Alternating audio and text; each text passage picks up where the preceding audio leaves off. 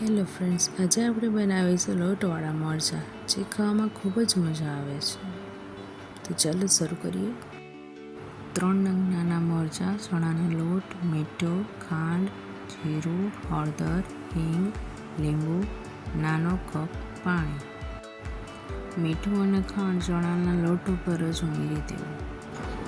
2 ચમચી તેલ લઈશું. તેમાં રાઈ,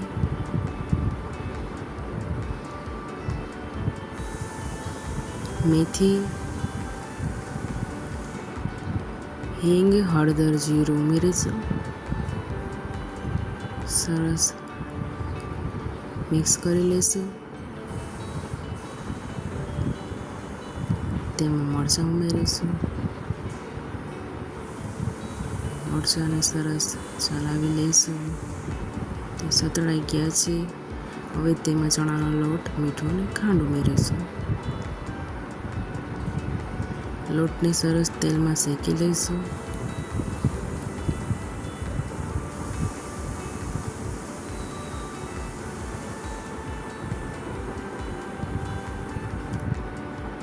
તેમાં ગાંઠો ન રહે તેવી રીતે હવે તેમાં પાણી ઉમેરીશું અને તેને સતત ચલાવતા રહીશું.